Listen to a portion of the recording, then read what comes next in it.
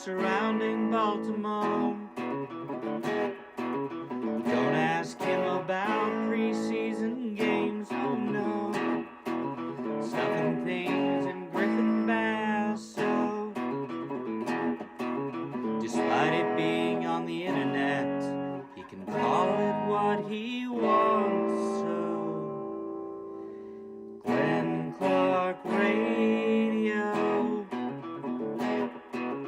Glenn Clark Radio. Glenn Clark Radio.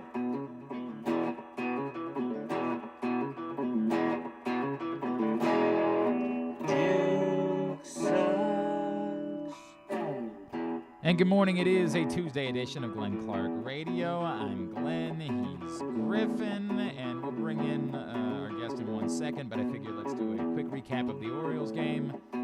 They lost. All right. Very good. Thank you. Moo. And Kowser was having himself a night. It would be cool if he robbed that. It would have been really cool if he had robbed that home. Just missed it. And, yeah, got a runner on second base with nobody out in the 8th inning, down by a run. And,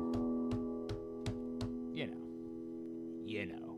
What do you want to do? Lament it? You want me to freak out? You want me to? I'm not going to do what everybody thinks I'm going to do and just freak out, man. All I want to know is who's coming with me? Who's coming with me? That's all. Have you watched Half Baked? Is that on the list? No. Okay, put it on the list. Half-baked? Oh, boy, Half Baked. That's definitely one you got to have on the Yeah, list. put it on the list. Put it on the You list. don't even know what the list is, In Joe. fact, move it high up on the list. Maybe do it next. We don't, maybe work on that like this week. Half Baked. Oh, Chappelle, okay. Yeah. Chappelle, I like him. You'll enjoy it. you heard of him? Harlan Williams. But the sure. great Bob Saget. Oh, but yeah, Bob. Great Do know him. Bob Saget, the late great Bob Saget. Temple alum. Who else? Temple alum. Bob Saget. He went to Temple? Yes, he I don't did. think I knew that. You got to get closer to the mic. What are you, new? My apologies. What are you, new? It's your first time in here, you noob. Joe Serpico is in studio. Yeah, I got nothing else in the Orioles. They lost.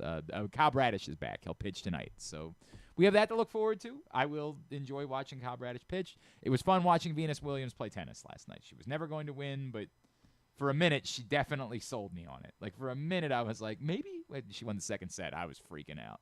Like, this could be real. But it wasn't going to happen. All right. Today, we are doing a very special show. This is our fantasy football preview show on GCR.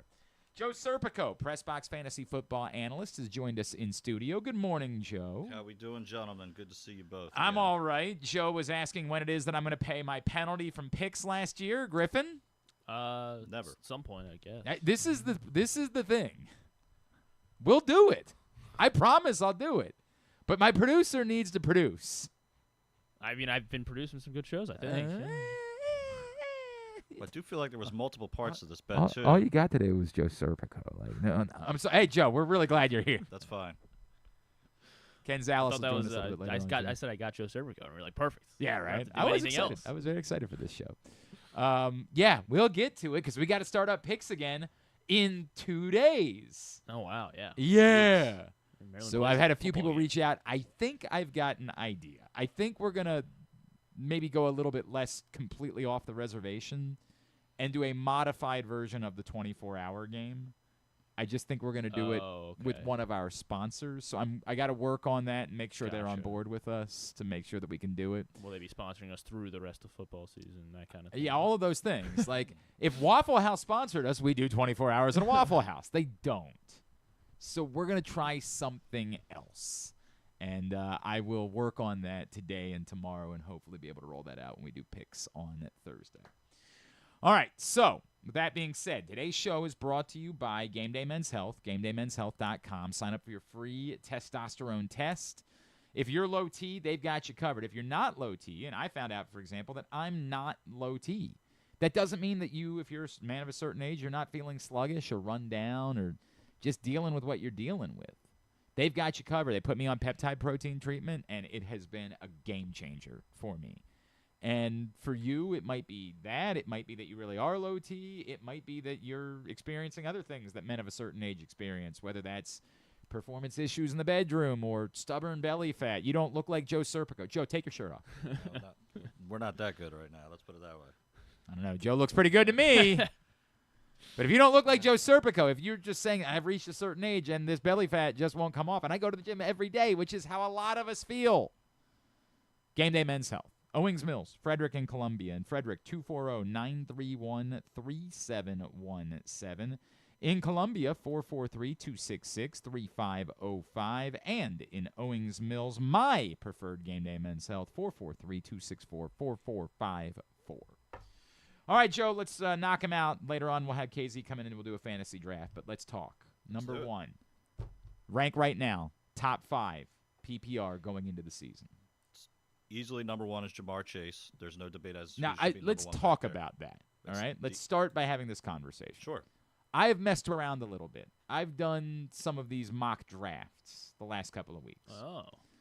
And it's just Me too. the way that I've been feeling about it. I have felt like there are quality wide receivers that are still available in rounds 4, 5, and 6. I have found myself doing a little more zero wide receiver than I've ever done before. Now, that doesn't mean that's what I'm going to do when we get to the real drafts. But what would the argument be if I were to say to you, I don't think you should do that because I think you need to get your running backs early and then take whatever wide receivers are there in the following rounds?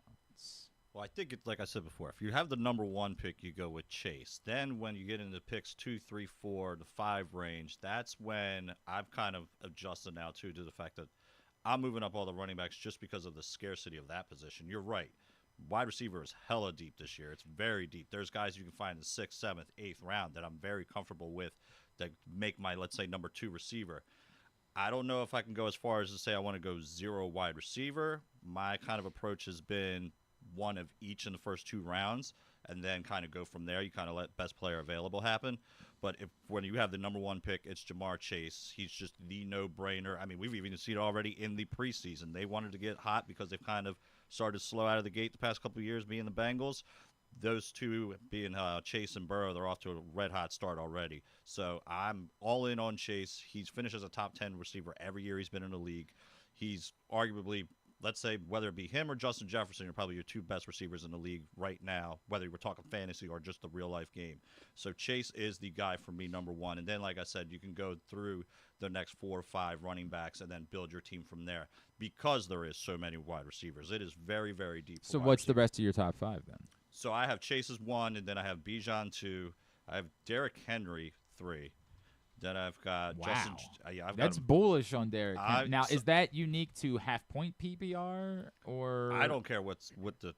Yes, of course. You bump him up more with a half PPR than you probably would in PPR. But I just think if it wasn't for Saquon Barkley's monster season last year, we are talking about Derrick Henry as being the guy that's probably in the same spot that Saquon is right now. He's going to put up 1,500 yards. He's going to score double-digit touchdowns. There's nobody else you can probably say can make that argument other than, let's say, Saquon and maybe Bijan Robinson. But we even know with Bijan, Tyler Allgeier's still kind of flirting around in there. And the same thing goes when you're talking about Jahmyr Gibbs. You still have to worry about David Montgomery there. I think with Derrick Henry, we know how good the Ravens are going to be this year. We know how much they value the run. I think Derrick Henry is one of the safest. And again, it doesn't matter what the settings is. Like, it's mind-boggling to me. I did a draft on ESPN over the weekend, and he is ranked 19th on ESPN's rankings. That makes no sense to me. Somebody who is every year a top 10 player is at 19. Why? I have no idea. Where are you? Okay, then finish your top 5. Then it'd be Justin Jefferson and then CD Lamb. Okay. But then so that's how I'm ranking them because if you're in a PPR league, but I'm still drafting those running backs higher just because of the scarcity of the position. Okay, so if you don't get no matter what, if you have the number 1 pick in the draft, you're taking Jamar Chase. It's Chase. If you're drafting top 5 and you don't have the number 1 pick, when is the next place at which you're taking a wide receiver? Probably that 4 or 5 range and then that, to be honest, if you're getting there, you're getting Justin Jefferson or CD Lamb to fall to you. And I don't want to say that's a fall because any of those 3 guys, I think that's where the tier kind of changes after CD Lamb and Derrick Henry and Justin Jefferson. Then I think there's a tier break there. Then you get your guys where you start talking about your Nico Collinses, Amon-Ra, Malik Neighbors, and Puka and those guys down there. But I think there's like a clear 3 wide receivers and then a clear another 4 running backs. But then again, because of the scarcity of running backs, I've kind of moving those guys up a little bit more. Okay, you are not worried about J.J. McCarthy being the guy throwing the football to Justin Jefferson? I think we just saw last year with Sam Darnold. I don't think it matters. He's that good. Just get the ball his way. He's going to catch it. All right. I think we had that concern last year, like I said, with Sam Darnold. I think even years prior to that with Kirk Cousins, we kept thinking Kirk Cousins was going to go, start to fade off. It just never happened. As long as you throw it his way, he's going to make plays. When are you taking a tight end and or a quarterback? Depends on your league. So this past weekend, I did a 10-team half PPR, and I took Lamar in the 3rd and Trey McBride in the 4th. Wow. Yes. Now, that's because the league settings, it's 1 quarterback league, only 10 teams in the league. So I felt like by doing that, I have a distinct advantage at quarterback and tight end every week. And then with the first 2 picks, I took Nico Collins and Devon Achane. So I'm like, I think I have guys that could be top at their position at all 4 of my first 4 picks. So it all depends on the league. Now, if you're in a league where, it's multiple quarterbacks, like a super flex league like we did last year, yeah, Lamar goes very early. If you're in a league where the tight end premium thing, like we're doing this year, that makes your for now. I don't know if that's there's a lot that, of dumb things that, in this Ken Zalis league. We'll get to that in a little bit, but yeah, that bumps things up there. But yes, soon points scored in like the 2 p.m. hour are going to be worth more than 100%. Yeah, so basically, long story short, it all depends on your league. Ken's like, I just thought we could do long snappers this year, you guys. Well, he got rid of kickers, which I'm all team ban. Yeah, that kickers. was good. I'm all for team ban kickers. Most unrealistic position in fantasy football. In agreement. So, anyways, how early do I want to take a tight end? I'm saying the earliest I'm willing to take one is in the 3rd round, and that same goes for the quarterbacks. And it all depends on truly what the settings are of your league. And I just threw up your rankings for a split second. You have Trey McBride as your number 1 tight end. I do have him as my number 1. So when he fell to me in the 4th round, I was like ecstatic. Yeah. I had a game plan that I was going to take Kittle Let's there. talk about both positions. We'll start at tight end because Griffin brought it up. You're saying Trey McBride in the 4th. Who's worthy of being selected where? Like if because you know how this goes. Once you take Trey McBride, the guy after you suddenly says, well, I have to get my tight end now and take Sam Laporta or whatever. Like, tell me where these guys are worthy of being selected. So if somebody gets Trey McBride in front of you, then where do you start identifying that you can get a tight end? So I'm not a fan of anybody after let's put it this way. I like the big 3, which is McBride, Bowers, and Kittle. And then after that, I'm punting until, let's say, the 10th round, 11th round. Like, I'm willing to wait. I don't want Laporta. I don't really want Hawkinson. I'm kind of in on David Njoku, and that's just because we all know the relationship that Joe Flacco has with his tight ends. But Evan Ingram, somebody maybe if I'm going in that 2nd tier that I'm looking at, and that's just more. But what is the 2nd tier round-wise? Again, McBride, Bowers, Kittle, where? Let's say that's more of, let's say, between 6 and 8. Those are kind of your range for those 4 guys right there. Then you're talking, if you pull up the next group of guys there, those are more, let's say, 9 through 10, maybe 9 through 11, and then after that, you're looking probably with. And I'm assuming that after you're saying that this is the last group of usable tight ends is tier 3. I'm not going into tier 4 unless we are talking like best ball, or like we're getting ready to do this 2 tight end premium BS. So yeah, you're going to be taking those guys then. For the most part, I have that initial, let's say, 17 there. I can feel good about a lot of those guys. Again, I would much rather take the first 3 or then start digging around somewhere between where I have 10 and 17 there. And then what about quarterbacks? You said Lamar in the 3rd. Lamar, I think there's the core 4. There's what I've been calling them. I'm comfortable taking them in the 3rd round. If they fall in the 4th, those are guys I feel like you got to snatch up. And that's your 4 rushing quarterbacks: Josh Allen, Lamar Jackson, Jaden Daniels, and Jalen Hurts.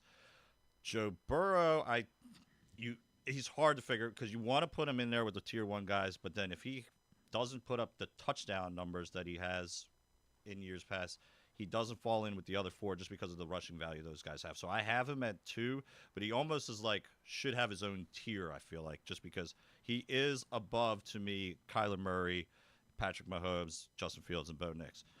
So I do think that those guys are, like I said, in the 3rd rounds. Burrow, let's say 4th or 5th round. Then when you're talking Murray, Mahomes, Fields, we're talking probably anywhere between rounds 6 through 9. So let's go to overvalued and undervalued. Let's go there, right? Overvalued. Guys that you're seeing going off the board in the first few rounds that you say, dude, there is way more risk here than you realize, and I'm staying away. Are we talking quarterbacks or just Anywhere, in general? anywhere. Give me a little bit of everything. Okay, here, let me just kind of go down my list here. So quarterback, I know the first one that popped up to me is I'm out on Patrick Mahomes as a fantasy quarterback. I have been for a couple of years now. He feels like he's got his best skill position set of players around him. I know we're going to be dealing with the injury to or the suspension to Rashee Rice, but like that's when, you know. Well, that's a whole nother conversation. Yeah. That whole situation is BS. Let's just put it that way. I don't disagree with you. I think the Mahomes thing is we just seen them. They've become more of a balanced offense. It's not like when he first came in, where it was like it was like they're going to try to score 40 points a game, right? Exactly, and it just hasn't become that. And I still think he's just drafted so high just because of his names. And let's face it, he was also a little bit more a runner early on in his career. We just don't see that as much as we do now. So I just don't. He's one of those guys that he's drafted based on name, and sometimes he's drafted significantly higher than he should be just based on name. So he's one that I'm kind of out on. I do like Baker Mayfield, but I think he's just going way too high as well. I think he's actually going as QB7, and I have him as 11 just because he had career numbers last year, and everybody's expecting him to do that again. Well, he has some pretty good wide receivers to throw to. Well, a lot of those guys are banged up now, too. I hear you. A lot of those guys are but banged up. But Godwin's going to play, right? I hope so, because I took him in one of my last picks because everybody was fearful Griffin, of him. throw me a working injury-wise. pen when you get a chance, by the way. Sorry. Let me see. Running back wise, that I'm steering. I think the one that everybody's talking about is Breece Hall. Everybody doesn't want to touch him, and that's just more of because it looks like that's going to be a committee with Braylon Allen also being in the discussion there. But it sounds like you're not committing to Braylon Allen either. You're kind of avoiding it. If based on value, I'd rather have Braylon Allen, which you can get in let's say rounds 12 through 14, as opposed to you're taking Breece Hall in let's say the 3rd, 4th, 5th round there. So I'm steering clear of him. 1,000%. Let me go down this list here. I don't want anything to do with the Cowboys' backfield. Just nothing to do with that. They have a backfield? Yeah. So I know a lot of people that are really high on Javonte Williams and Jaden Blue. I'm just avoiding that at all costs. I like their pass game this year actually a lot, but I don't want anything to do with that backfield when it comes to that. Ladd McConkey. I'm not big on him for where he's going, and that's more of because Keenan Allen's back in the fold there. They play the same position, let's put it that way. They were both slot guys, and I think now there's going to be a little bit more of a rotation there. So I don't think McConkey's going to get the 150 targets that we thought he was going to get going into the year. So I just down on him. I'm down on Garrett Wilson just because I like Justin Fields, what he can do as a runner, so he offers that as a fantasy option. But let's face it, he just can't throw. We're seeing that during this preseason. We've seen it for, 3-4 years now, and they don't really have a fallback plan there. So I'm out on Garrett Wilson at where he's going there. And then if we're going to talk tight ends, since we're just going down the line here, I know the one that I'm – Colston Loveland. He is going way too high. I like the talent. Don't get me wrong. I think, let's say if you're in a dynasty league, you do want him.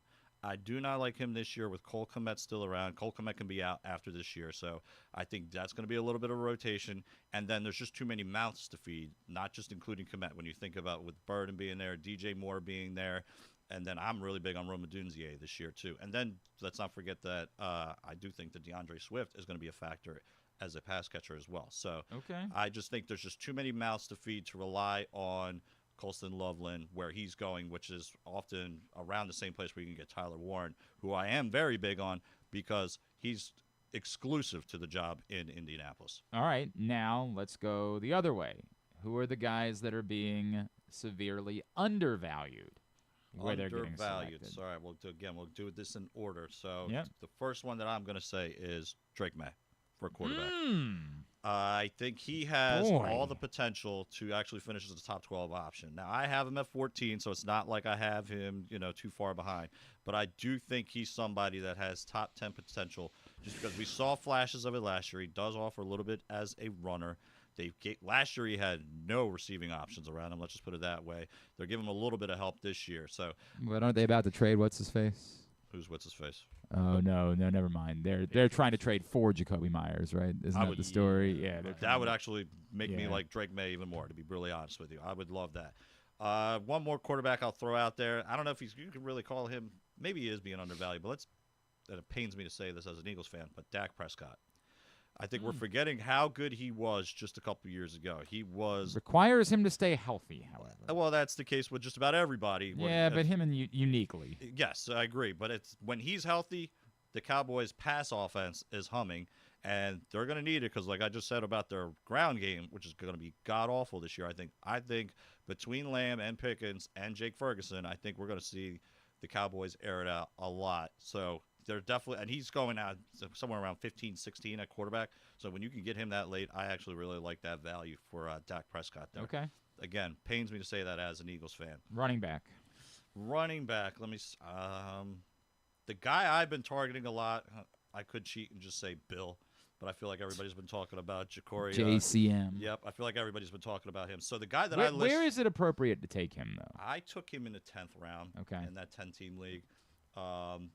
And that's because. What about in a normal league? What about a 12-team league? He's going to go. Well, let's say he'll go 9-10, just because the thing is with him now is the hype. Yep. You know, he's not a secret anymore.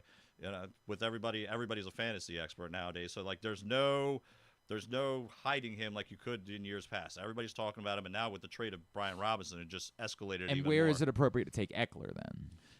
Right around the same range. Okay. I was already kind of big on Eckler this year just because I don't think people realize how well he was, especially in half PPR and PPR setting last year, just because he's still going to have that same role. He's not going to be factored out. He's going to have that third down role. He's still going to be a huge factor on passing downs. And Jaden Daniels, surprisingly, is not one of those quarterbacks that is afraid to check it down. A lot of the other guys, were known to just take it off. No, Jaden Daniels will get it to his guys and let them kind of make plays for him. So I do like Eckler. And then, JCM, like I said. But the guy that I've been kind of really, really targeting is, and I don't understand what the Steelers are doing with him yet, but it's Caleb Johnson, the rookie from Iowa. He's supposed to take over the Najee Harris role. And we know there's a lot of carries there to go with that. Yes, because infuriatingly they continued to give the carries to Najee Harris when everybody said, hey, the other guy is better. Correct. And I agree with that 1,000%. Last year, that was the case. Jalen Warren was the better guy. Mm-hmm. Now, this preseason, I'm yet to figure out. They've made Caleb Johnson has yet to play with the starters. I've yet to figure out why that's the case. They specifically talked about how he was going to take over that role, too. And for some reason, we're getting Kenneth Gainwell as the number 2 guy right now. So this might be one of those classic examples. Like you stash him until later on in the season, and then you let him go from there. But I really want Caleb Johnson on as many of my teams as possible. Okay. Another one that I think is going way too late, and that is Dylan Sampson, the running back for the Cleveland Browns. The big hype was about Judkins. Yep. We all know everything that happened there. But the entire time, we were talking about that Sampson's role was going to be the third down back. Everything I just said about Eckler, actually, I'm pretty sure in the article I wrote, I said he reminds me of Austin Eckler early in his career. He's going to be the third down back. And to start the season, he might be the de facto number 1 because, let's face it, Jerome Ford hasn't done anything special since he's kind of taken over as the lead guy there. And then with Judkins, we have no idea when that's going to be resolved, if it is resolved at all this season. So Dylan Sampson's a guy that I've been kind of targeting late. I have him at 42. I think you can get him much later than that. I think you can probably get him with one of your final picks. So that's one of those guys that I'm definitely keeping an eye on. If you want to say a sleeper, that's somebody that I think you could do with that. Now let's go to wide receiver here. Who do I have ranked a little bit higher than most? I know I'm big on Cortland Sutton, but I don't think that's a whole lot of that's not really a sleeper. I'll go with, because I drafted all 3 of these guys, and I like all of them. Give me Ricky Pearsall. I'll go with him. Okay. Literally, he's the only guy left. That's what it is. It's one of those situations with the 49ers. He's the only one still standing right now. I mean, they had to trade for Sky Moore. That's how depleted that receiver room is. Brandon Ayuk is probably going to miss the first 4 to 6 games of the year. Deebo Samuel's gone. Juwan Jennings is either hurt or has, I think what I've heard people call it, contractitis. He doesn't want to do anything until he gets a little bit more money. So Ricky Pearsall is the de facto number 1, and there's no debating it. Now, I liked him going before all this craziness kind of happened, I already liked him. He is a former first-round pick. He was doing very well last year when it was his opportunity to step up last year. Then, like I just mentioned, he's left. He's the only guy left for the 49ers, and I do expect the 49ers to be back in playoff contention this year. So I really like Pearsall to be one of those guys that can outlive his draft status. And the other one, I just kind of alluded to him before, is Rome Odunze. The Bears seem to be doing a lot of trickeration with DJ Moore. I've heard that they're putting him a lot in the backfield. in the backfield. So like they're going to use him, and it seems like, and I think we remember from his Maryland days that they did do that a lot with him. He was kind of a gadget play kind of guy. I think that what that means now is that Odunze becomes the true number one receiver there, and they've kind of talked about it all summer, how there's been this relationship between Caleb Williams and Odunze. That's kind of why they drafted those guys together. So he's a guy that you can get significantly late. Like I said, you can probably get him in 8, 9, 10 round, who can probably be a number one by the end of the year. If not, I think he's going to be a strong number 2. And then while we're at it, we'll just do tight end 2. Who do I have asleep? I mean, I have Ingram ranked a little bit higher than most. I could also say the same thing about Tyler Warren, but I don't think these are guys that are really, they're not really sleepers per se. I think a lot of people know about these guys. I guess if there's one I could just say that I'm not giving up on, call me crazy, I'm still in on Kyle Pitts. Jeez. You're going to be dead. You're going to be 90 years old. I still think Kyle Pitts could be a thing. It's got to work out at some point, It's right? got to work out at some point. Is Michael Penix finally the guy that opens up the offense? They're literally using him as a receiver only, it sounds like. Doesn't sound like he's doing much work in the actual tight end room. So hopefully Penix can finally open up things, live Kyle Pitts up to the hype we've been waiting for what? It's been 3 years since that rookie year where he was a 1,000-yard receiver. So call me crazy, but I'm still getting Pitts. And that's Pitts you can get with your last pick. That's the beauty of it, too. So, if he does finally live up to it, it's a guy you took with literally, let's say, pick 15, 16. If he does it, great. If he doesn't, just kick him to the curb like we've done every other year. All right. Before we wrap and get into the mock draft. Okay. Guys that could be injury stashes late in your draft. Chris Godwin. Definitely somebody I'm definitely kind of targeting. Is he a stash, though? Well, considering like I said, in my 10-team league, I got him in like the 13th, 14th round because nobody wanted to touch him because of the injury concern. So he's somebody like that. I mentioned Devon Achane before, and that's more just because he might not play week 1. If that's the case, get your eyes on Ollie Gordon. Right. That's another name that's probably going to be very popular in the next couple of days. So as far as I can't think of a whole lot of guys that are actually coming in this year injured. It's like Brandon Ayuk, maybe another name there that you could potentially stash, but they're actually putting him on PUP. So you've lost him for the first 4 games as opposed to the Godwin situation. They're not putting him on PUP. But that's what I'm looking for, the guys that are like, and I just haven't done any research on it. Who's definitely out that like might be a late season.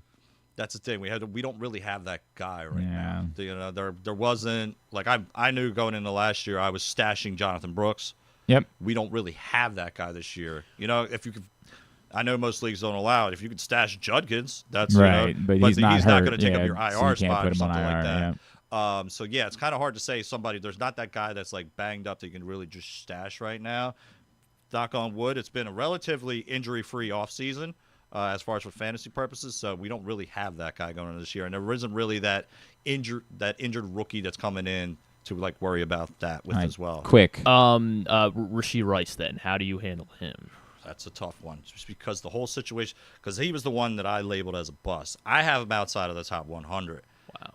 And that's just because of the uncertainty. Yeah, you might get him for the first 4 games, and he might be terrific in those first 4 games. Don't get me wrong. You want to win your first 4 games, too. But who's to say after that disciplinary meeting, he's out for 8 weeks? He's not somebody then for 8 weeks, you can't put him on IR. He's literally taking up a bench spot in the weeks. We're also talking about where all the bye weeks are at their height as well. So it's hard to stash a guy like that. Don't get me wrong. The hype is going to be good. When he's going to be on the field, he's going to be great. Actually, I really like him when he's on the field. It's just we don't know if it's going to be 4 games, 6 games, 8 games. And let's say it's a 10-game suspension. You lost him the whole year. And you're just holding on to now. By that point, we'll know you just dump him anyways. But he's going in, let's say, the 6th, 7th round. Too much of a risk. It's too much of a risk for me when there's so many other guys that are available. I'd rather have Xavier Worthy, which is getting drafted right around there. At least I know he's going to be around the whole year. barring injury. So I just can't take that risk on somebody that I don't know whether they're going to miss 4, 6, 8, or 10 games. All right. We'll come back in. We will get into a mock draft. Ken Zalis will join us. Joe Serpico's here. If you missed Stan, Ross, and Luke talking baseball last night, Facebook.com/PressBoxSports, YouTube.com/PressBoxOnline, or PressBoxOnline.com/video. As always, Stan Show is brought to you by the Costas Inn and the all-new Costas Inn, now open in Timonium. For fans of the Costas Inn, and who isn't, I have some great news. Now there's a second location to go along with 4100 North Point Boulevard. This one is at the Timonium OTB. This is Stan the Fan, and I have been a fan of the Costas Inn and Triantafalo's family for going on 30 years. They're open for lunch and dinner. Same great Costas feel, same great menu and quality food you've been enjoying for well over 50 years. The exact address on your GPS is 2200 York Road, and their phone number at the new location is 667-406-1970. If you're new to the Costas experience, get ready for a real treat. All wrapped up in a new spacious dining room in Timonium at the OTB. If you want steamed crabs, you have them, and the full menu at 4100 North Point Boulevard. The number for reservations there at Costas, 410-477-1975. This August, give your game day an upgrade at Live Casino. Enter to win an ultimate football package. We're giving away over $50,000 in game-changing prizes on Friday, August 29th. Earn entries daily for your chance to score a 100-inch TV, a state-of-the-art soundbar, and so much more. Don't sit on the sidelines. Make your play at Live Casino at Erndale Mills. Must be 21. Please play responsibly. For help, visit mdgamblinghelp.org or call 1-800-GAMBLER. Gambling can be a fun and entertaining experience, but there are risks involved. If you're planning on betting on the game at the casino or on your phone or computer, know your limit, stay within it. Set a budget and a time to stop. Remember, gambling isn't a financial solution, and it doesn't mix well with alcohol or drugs. Know the risks and have a plan before you begin gambling. For free and confidential services, call 1-800-GAMBLER 24/7 or go to helpmygamblingproblem.org. The latest edition of PressBox is available now. On the cover, Bo Smolko profiles Ravens running back Derrick Henry and how the football legend has proven to be a unicorn at the position with the success that he's found after the age of 30. Also inside, Brandon Schwartzberg looks at Kobe Mayo's push to find rhythm at the big league level. And we mark the start of the college football season by meeting players from all 4 FBS and FCS programs throughout the state. PressBox is available for free at over 500 locations throughout the region, including 60 Royal Farm stores. Or you can read the entire issue online at PressBoxOnline.com, where you can also find great betting advice and the best daily coverage of the Orioles, Ravens, and Terps. Feeling sluggish, unfocused, or not like yourself? It could be low testosterone. At Game Day Men's Health, we specialize in testosterone replacement therapy to help men boost energy, improve mood, and regain confidence. Our treatments, including testosterone cypionate, are safe, natural, and tailored to fit your lifestyle with weekly injections or pellet therapy. Get started today with a free testosterone test and feel the difference. GameDayMen'sHealth.com. Game Day Men's Health, where men reclaim their game. Contrary to what some people believe, I actually like this guy when he sleeps. Glenn Clark, talking sports. And now joining us, the crooked commissioner of our Cockamamie Fantasy Football League. He is our buddy Ken Zalis. What in the ever-loving F are you doing to us this year? You got to start 2 tight ends. Yeah, what? Not only at the start, because they count more. Or something. This is not. Yeah, it's a tight end premium, double tight end. Why don't we just play fantasy football, asshole? Like, why can't we boring. just? It's boring. Oh, we're all in these normal, everyday, mundane leagues. Nothing about my league is normal. Yeah, I assure you of that. What draft slot am I supposed to pick? Pick 12.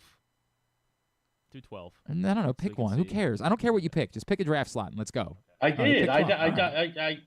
I don't know what the rules are. I don't know either. All right. Hang on. Ken Zalis is here. High school sports season is underway. Find out everything you need to know. CountySports.zone, proudly sponsored by your local Toyota dealer and buyatoyota.com. Scores, schedules, rankings, news, everything. CountySports.zone. So we're going to do this mock draft. We're going to try to move it along. Griffin will have the 2nd pick. I will have the 7th pick, Joe the 10th, KZ the 12th, and everything else will be drafted by Fantasy Pros. we will see how it goes. We will offer some insight and analysis as we move along. Go ahead, Griffin. Let's get this thing underway, and we will see. I am not, it might be some purposeful deception subterfuge involved here for our actual draft. All right, so says my draft is loading. Yeah, we have to wait for it. Oh, for God's sake! Is there a way to make it start now? Or? All right, I'm live now. All right, real quick. It starts in 10 seconds. I think. Ken, don't forget we have to start picks again this Thursday. I'm working on the punishment, so just don't forget about that. This Thursday? Yeah, they play college football. Does Maryland play this week? They play Florida something, a directional. I know you think they're going to lose. Atlantic. Thank you. I didn't say they're going to lose. Jamar Chase went number 1 overall. Griffin. I want to go running back because just I'm not going to be picking for 20 picks now, over 20 picks, something like that. I want to have a running back. I guess I will take. I mean, Bijan's your number 1 running back, Joe. Yes, sir. I will go with Bijan Robinson. Very good. Bijan Robinson, number 2, followed by Jahmyr Gibbs, CeeDee Lamb, Saquon Barkley, and Justin Jefferson, which brings it to me with the number 7 pick. And this is complicated because, as Griffin pointed out, I am desirous of getting running backs early, but the best running backs on the board are Christian McCaffrey. Speaking of, I'm gonna die thinking that Christian McCaffrey is going to be healthy this season. I'm going to die believing that. And Ashton Genty, who as a rookie didn't really splash in the preseason. There's some questions there. We all know the talent. Or I can go wide receiver, and I am going to go Amon-Ra St. Brown with the 7th pick. That's going to be my selection. Derrick Henry, Malik Neighbors go 8 and 9. Joe Serpico. I'm going to go with my guy that I have at number 8, and that is Nico Collins. Very good. I'm all in on him this Gets year. him with the 10th pick. Christian McCaffrey goes 11. KZ, 2 picks to you. 2 picks to me. Well, this makes life really easy because I'm going to take my favorite player in fantasy football, and that's Puka. Mm-hmm. Saw that coming. And then, you know how I'm a wide receiver snob, and I really want to do that here. But I have this little thing that if I can get Bowers in the 2nd round, whoa, I'm gonna do so, because it gives me an edge over everybody else in the draft. So I'm going to go Brock Bowers. Very good. Brock Bowers. Ashton Genty goes after that. Back to you, Joe Serpico. I think I'm going to put the same team that I built with last weekend. Give me Devon Achane as, like I said, I kind of like to leave the draft with you worried 1 and 2. You worried about health there at all? I'm worried about it for week 1, maybe week 2, but he just offers so much as a receiver that you're not getting that from any other running back in fantasy football right now. Now back to me, and I don't like this at all because I feel like I need to take a running back, and that's part of the reason why. It just puts you in a staring spot Mm-hmm. where they go quick. Who'd you take with your first pick, Lynn? I took Amon-Ra. Yeah, thank you. Yeah, I'm going to take Chase Brown here, and it's a reach. I recognize it's a reach, but I need a running back. Chase Brown. It's not a reach. It's not. All right, Not Drake fair. London, Ladd McConkey, A.J. Brown, and Jonathan Taylor go after that. Back to Griffin. Man. Trey Mc. I like having a really good tight end as well. So I may have to go with Trey McBride with him sitting right there at round 2, or if I don't, will he still be available after the turn? So I don't know what running backs Bucky Irving. I like Bucky Irving. I like Kyron, but I have Bijan. I think I have to go with one of these receivers. T. Higgins. I like both of these guys. I like both JSN and T. Higgins. I got 20 seconds here. Yes, but we're also doing a show. Let's not forget about that part. Right, We're not just doing you. Trey It's a McBride. mock I'm taking Trey draft McBride. on a Make sure show. Make sure I get him, Trey McBride. Thank you. There you go. Now I gotta pick Back to again? you. Now it's back to you.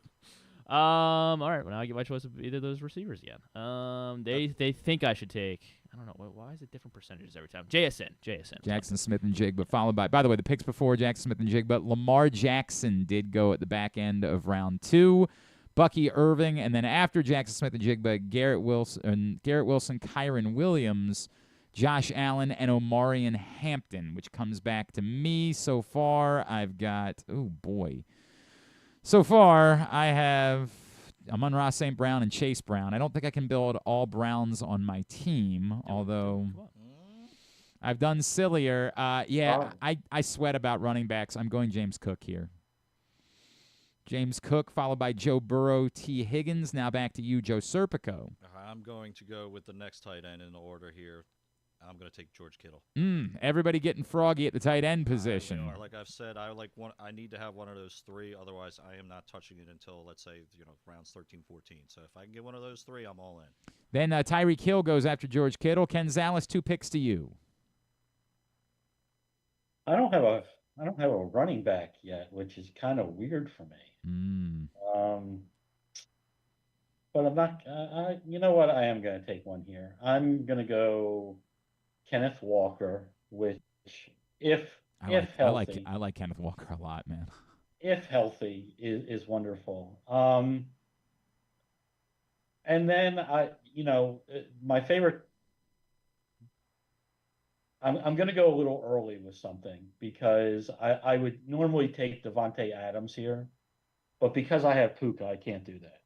It's true. So I'm going to take my favorite wide receiver in fantasy this year, and I'm going to take Courtland Sutton.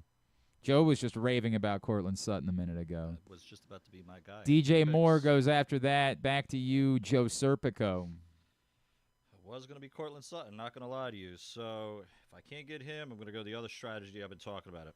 I like to have the dominant wide receiver, the dominant tight end and the dominant quarterback. So give me Jaden Daniels as well. Daniels goes in the 4th round to Joe Serpico, followed up by Breece Hall and Mike Evans. Now to me, you know what? I might listen to Joe Serpico. I'm going to go Jalen Hurts here in the 4th round, followed by Terry McLaurin, Marvin Harrison Jr., Alvin Kamara, Devontae Adams, Griffin.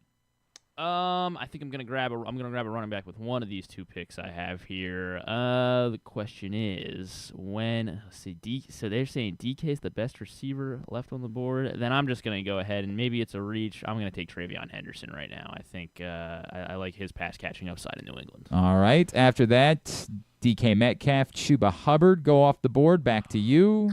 I just feel like it's a little early to start grabbing some of these running backs. Tajay Spears just got apparently going to start on IR, so yeah. I kind of Tony Pollard was good to me last year. I may end up that feels like a reach right now, but I'm definitely not going to get him next time around.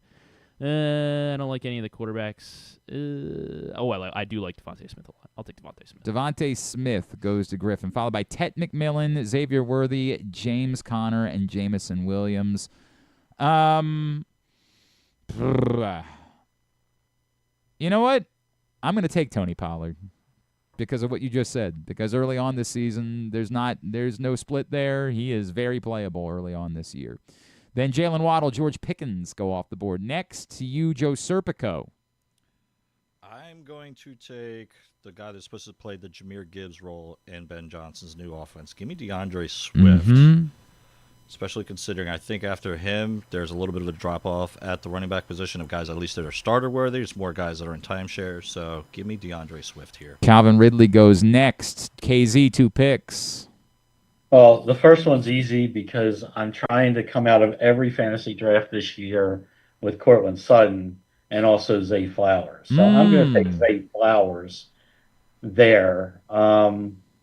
I get another one here. The value to me on the board is still at wide receiver to a degree.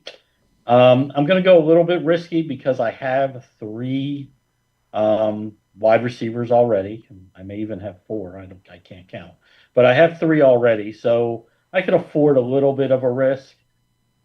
He's not going to play every game. But he's going to be a number 1 receiver. Okay. And I'll take Rashee Rice. All right. Don't know yet what the story is on the suspension. We will find out. Rashee Rice kicks off round 6. Then Pat Mahomes goes next. Joe Serpico. Give me a receiver I think is being highly undervalued this year. That's Chris Olave. He is the number 1 receiver for a team. Yes, okay. We don't know who the quarterback is. Yes, yeah. It's pretty bad. Let's put it that way. But that still means somebody's got to get the targets down there. And Chris Olave did have 2 1,000-yard seasons before all these concussions kind of crept up on him last year. So give me a guy that has 1,000-yard receiver potential in the 6th round. Aaron Jones, Travis Hunter go next. I see Glenn punching air. He wanted Travis Hunter, I can tell. I would have been willing to take a shot on Travis Hunter, I think. Round 6? Way too early for Travis Where Hunter. are you taking Travis Hunter? Yeah, 30 seconds. Glenn. If Okay. he'll fall to me in the 8th or 9th, maybe. All right. But he's not a number 1 receiver. He's not going to play enough snaps to be a number 2 receiver right. if they're going to use him at corner. I love the talent, but when you got a guy that's going to split, he's got twice as many plays to get hurt. He's too early in the fantasy. Joe is just raving about him. Rome Odunze joins Glenn's team in round 6, followed by Sam Laporta, Jerry Jeudy, T.J. Hawkinson, David Montgomery. Griffin, to you. Let's see. I do like David Montgomery, and just because of that upside with if something were to happen to Gibbs. I like Isaiah Pacheco a lot. A lot of the reports out of Kansas City are that he looks healthy, and I mean I don't really know what other running back is going to challenge him right now. So I will go Pacheco. Isaiah Pacheco in round 6. I like that. R.J. Harvey and Deebo Samuel, the next 2 picks as we're into round 7. And then there's Joe's guy, Caleb Johnson, looking right at me, and Tyrone Tracy. I think I probably need more receivers. I don't know, man. There's Pearsall right there. I just like these running backs though. I like Tracy and Caleb Johnson. So because Tracy was good to me last year, and is Scadaboo like enough to scare? Like, is that the only guy that's scaring you in New York? Like, what are the other Giants running backs? Devin Singletary, but he wasn't even.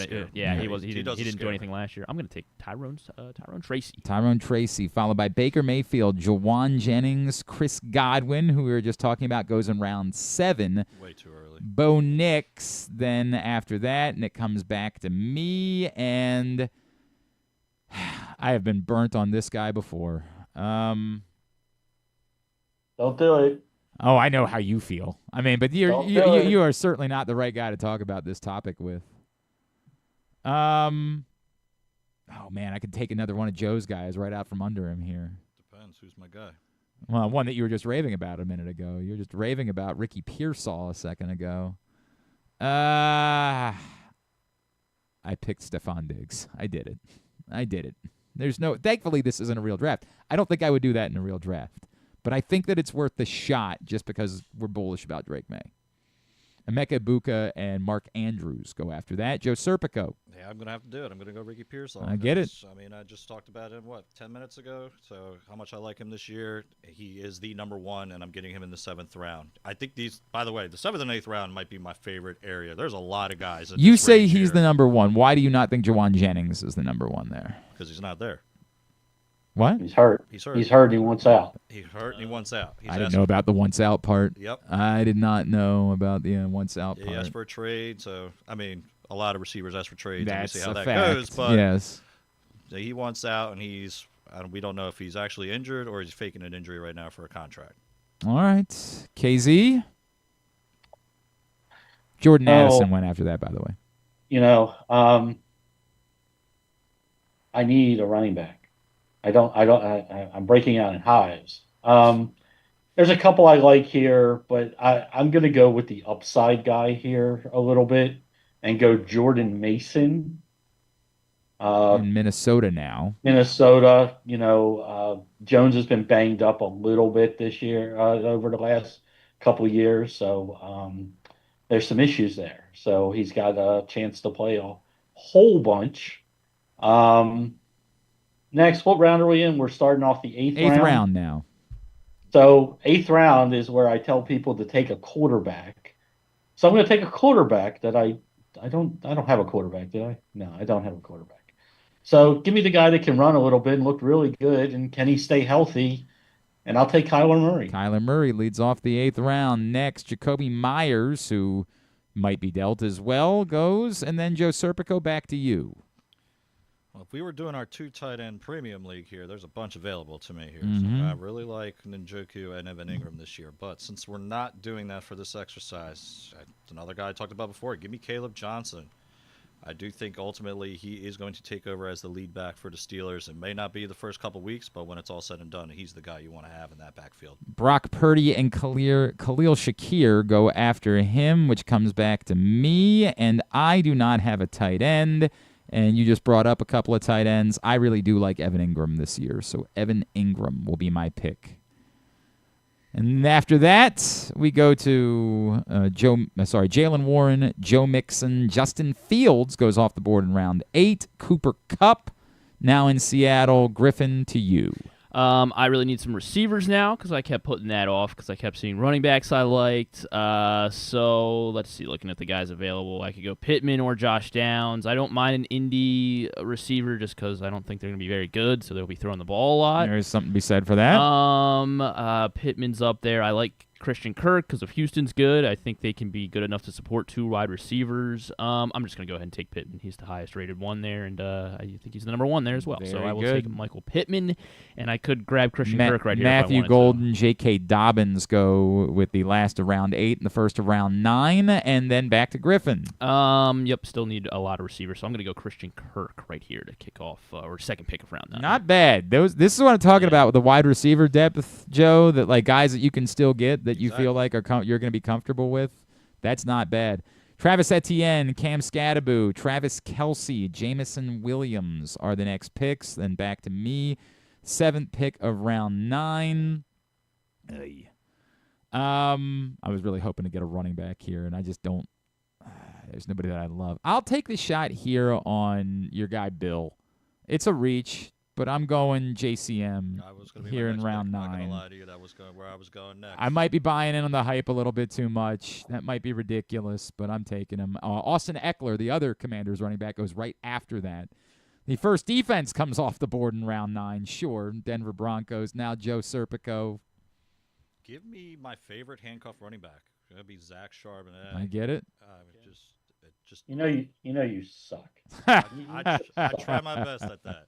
It just makes too much sense. I mean, when he's healthy last year, we saw the couple games that he played. He was phenomenal. I mean, he was literally a top 10 running back. So, and we know the history with Kenneth Walker. He always gets hurt. So, at some point, Charbonnet is going to be a starter this year. And if something significantly happens to Walker, I got a top 10 guy in the what round are we in? The 9th. Ramondre Stevenson goes after that. KZ, 2 picks. See, you all took all the people I wanted. We could go a double quarterback here. We could do another tight end here. I'm going to take the guy who's the best receiver in my mind available, even though he's day-to-day and should be the number 1 receiver for Green Bay. I'll take Jaden Reed here. And then, Tank's hurt. I'll go again. I'm gonna go wide. I'm gonna take a little bit of a risk. I'm gonna take Rashad White here. Okay. I think we love Bucky Irvin and what he was doing, but he's not going away anytime soon. And White catches the ball well out of the backfield. I think there's a role for him. You can do worse in round 10. Tank Bigsby goes next. Joe Serpico, back to you as we are on to round 10. I agree with everything he just said about Rashad White. I think he's going way too low. Just the guy who was running back 7 just 2 years ago. There's still going to be a role for him, so I agree with that. I'm going to go with the number 1 receiver in Buffalo. That's kind of what I said. There's so many receivers. Give me Keon Coleman. He is the number 1 for Josh Allen. I think he's going to be a bigger factor in the red zone this year. He's a huge target monster. So just give me Keon Coleman again. We're in the 10th round, and it's somebody that could be a wide receiver, too. This is the wide receiver depth we were discussing. Quinshon Judkins, despite everything, goes after that. David Njoku follows that up, which brings it back to me. Is this where you start to think about some of those other big risks that you want to take? We were talking about it before. I really like this guy. I think it's early in round 10, but I'm taking Braylon Allen here. As Joe was explaining why you shouldn't be drafting Breece Hall early, and it's because of the rise of Braylon Allen, and I like Braylon Allen, so he goes to me. The Eagles defense, followed by Brian Robinson. Obviously not Bijan Robinson. The 49ers defense, Josh Downs. Griffin. I'm just going to keep going receiver here. I've got 4 running backs that I really like, so I'm just going to keep piling on receivers. And Mooney kind of just like, again, Atlanta's, I don't think they're going to be all that good, and so I think they could potentially support, both London and Mooney. I think I'm going to talk myself into Darnell Mooney. I'm going to go Darnell Mooney with my 10th round pick here. Round 10 wraps up with Najee Harris, and then, Jaden Higgins goes to lead off round 11. Griffin. And I do not have a quarterback yet, so I will go Dak Prescott. It's a pretty good place to get Dak Prescott in round 11. Seems 11th very much round, worth taking that risk. Trey Benson and Jaden Blue are the next two off the board after that. And I'm just sort of kind of looking at value and trying to see what's there. This is a guy that I really like, and he became very startable, and you can get him as your second tight end. Tucker Kraft is going to be my pick here, who is still in your tier 2 of tight ends, correct, Joe? Correct. So then after Tucker Kraft, the Ravens defense, one of the guys you were high on, Dylan Sampson, goes right before you, the Browns running back. Where are you going in round 11? I don't necessarily need him, but the value is just crazy high to me, and potential trade piece, let's put it that way. Give me Tyler Warren to tight end for the Colts. Could it be the third year in a row that a rookie leads the league leads a position in scoring? And again, somebody you're getting in the 11th round. So give me that value. I don't necessarily need him because I have George Kittle, but it's just somebody that he's just screaming value to me at this stage of the draft. Very good. Tyler Warren is the pick. Following that, Rashad Bateman of the Baltimore Ravens goes in round 11. KZ, 2 picks.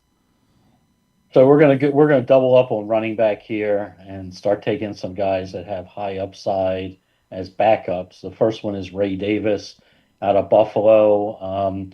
Cook was great last year, but some of the metrics aren't great, and he was very touchdown dependent. You saw even when healthy, Ray Davis was getting some goal line touches near at the end of the season. I think that continues. And then with Bixby getting banged up, rookie that I really like, Tuden in Jacksonville, is going to get a little bit of an opportunity. There's some injury risks there with ETN, so two guys that could, be lottery-type picks. Keenan Allen goes off the board with the next pick. Joe? He's the first guy that's popping up there. Give me Jerome Ford. I mean, I kind of crapped on him a little bit earlier, but he is somebody who is going to be the starter, at least for the first, let's say, 2, 3, 4 games until we figure out what happens with Judkins, and then Sampson kind of gets worked in there. Kind of like I've said last year about Chuba Hubbard. I didn't think he was going to pan out to be as good as he was, but you want guys that can win you games at the beginning of the year, and that's going to be Ford until the whole Judkins situation gets figured out. So very good. Give me Ford in a 12th round pick as a starting running back. Tyler Algier and Nick Chubb go immediately after that. A guy that I've been thinking about taking chances on. Again, you talked about the Ben Johnson impact. I don't need a quarterback, but I'm taking Caleb Williams here just as someone that I feel like could end up having a huge upside. Rico Dowdle, Colston Loveland, Isaac Guerrero, Rashid Shaheed. Griffin, to you? I was hoping I could grab Nick Chubb there, but he just went a couple picks before me, so I'll go with Luther Burden here because I do like that Chicago offense under Ben Johnson, and we'll see what happens there. Marvin Mims, Dalton Kincaid as we're into round 13. And then I've got Dak at quarterback, so I'm going to take Drake May here in case something were to happen to Dak. And Very I'm good. with Joe. I love Drake May. So. Jonnu Smith, Kyle Pitts, the Steelers defense. Damn it.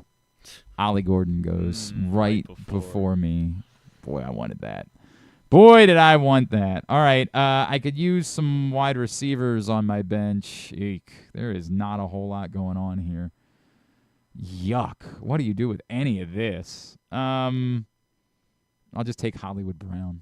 I mean, somebody's going to have to catch the ball when Rashee Rice gets suspended. Dallas Goedert, Jake Ferguson. Joe? Give me Cedric Tillman, a guy who was a top 10 receiver last year when he got the opportunity to play after the Amari Cooper trade. Again, another guy that has insane value in this round at 13. All right. Hunter Henry goes after that, wrapping up round 13. I'm going to take two of my favorite lottery pick wide receivers that everybody should be taking in this late in the draft. The first one is Kyle Williams out of New England. If we believe in Drake May and we believe the reports, Williams has looked great. And then the other one is Pat Bryant out of Denver. They just traded away Veli, who, I believe he caught 50 balls last year. The reports coming out of Denver is that this kid is the real deal, and they stole him. All right, this is going to be our last round because then we would just be left with kickers and defenses, and we're not going to board anyone with that. So, Joe, it's you. Yeah. Jalen Wright went before you. I'm eyeing up one of these running backs here, and there's 3 rookie running backs that I like here. I'm ultimately going to go with Woody Marks just because I have no idea what the heck is going on with the Houston Texans backfield right That's a now. fair point. The other guys I was considering, well, I'll let you guys finish up, and then we'll talk about one of those 2 guys there. Roshan Johnson, Blake Corum, the next 2 picks. I could use one more wide receiver. Why is Xavier Legette all the way down in the 14th round? Xavier Legette will be that pick. I mean, who else are they throwing the ball to? Thielen, I know, but like... Well, it sounds like he's on the way out himself. Who? Thielen? Thielen, talking about going back to Minnesota. Sure. They got to throw the ball to somebody there. I'm going to take Kyle Monaghanai here out of Chicago. That was one of the guys one of the rookie running backs I was talking about. I really like him to be the Thunder. All right. Very good. Quickly, KZ, who drafted the best of everybody else? Who drafted the best? Yeah, of everybody else, not yourself. The computer. Oh, shut up. He's probably right about that.